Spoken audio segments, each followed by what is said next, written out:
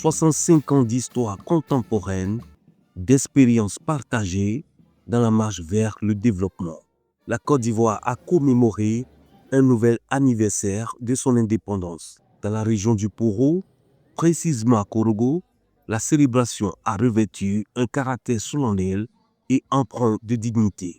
À la mythique place de l'indépendance de Korogo, la cérémonie a débuté par la revue de troupes effectuée par le préfet de région, préfet du département de Korogo, Assomo Ekponouangré, suivi des honneurs militaires et du salut aux couleurs nationales. L'exécution de l'Abidjanaise a marqué l'entrée officielle de cette commémoration. Ce moment a été l'occasion pour le préfet de dresser le bilan d'une année d'action et de tracer les perspectives pour la région. Il a réaffirmé son engagement au service des populations du Poro, saluant par la même occasion les actions du développement entreprise sous la haute autorité de son Excellence Alassane Ouattara, président de la République, dans l'optique du bien-être des populations. Il a rendu un hommage aux cadres de la région du Poro pour leurs efforts constants en faveur du progrès local, ainsi qu'aux structures déconcentrées pour leur implication dans la mise en œuvre des politiques publiques. Notre région et plus particulièrement notre département se portent bien. Plusieurs actions de développement à tous les niveaux ont été entreprises, à la fois dans notre région, mais également dans notre département.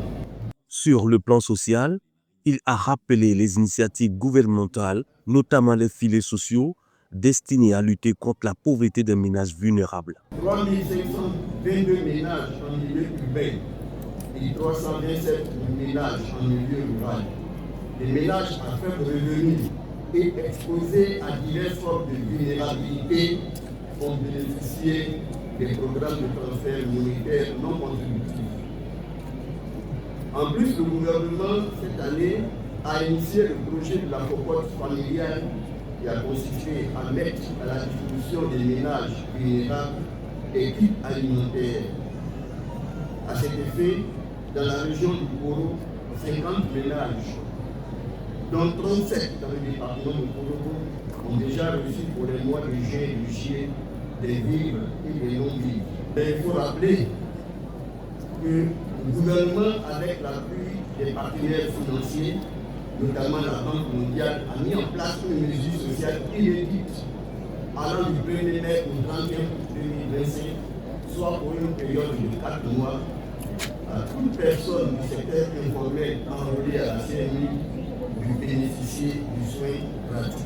Autre point fort de son intervention, le projet de sécurisation foncière rurale, Presfort, visant à délivrer 53 000 certificats ruraux afin de garantir la propriété et prévenir les conflits liés aux terres. En ce qui concerne le domaine agricole, l'élément essentiel ici, c'est le projet de sécurisation foncière rurale, Presfort. Il s'agit pour ce projet de sécuriser et protéger les territoires villageois. Nous voulons profiter de ce rassemblement festif de notre 65e anniversaire pour inviter tous les sous-préfets, les élus locaux, les chefs des villages, les présidents d'associations, de jeunes et de femmes à soutenir les agents de l'accord afin de faciliter la réalisation du projet extrêmement important auquel le président de la République, son Excellence M. Alassane Ouattara, attache.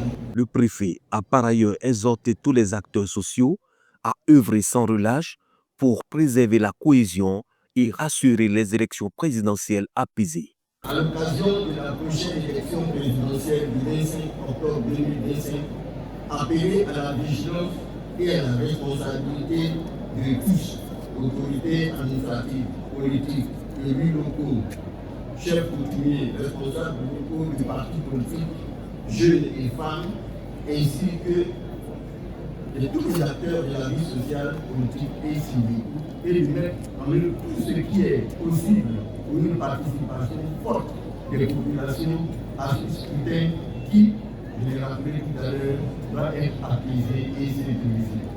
La seconde partie de la cérémonie a été marquée par un défilé militaire impressionnant, un détachement des forces armées de Côte d'Ivoire, de la police nationale, de la douane, ainsi que les eaux et forêts.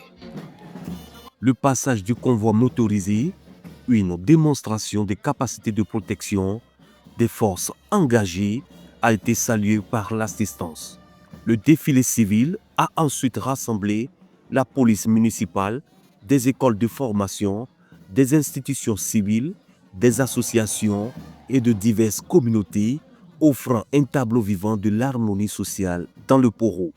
Dans une ambiance d'ouverture et de confiance, cette journée a renforcé la fierté régionale et rappelé que le Poro reste une terre d'attractivité et de vivre ensemble. Des valeurs essentielles pour consolider le développement et l'unité locale.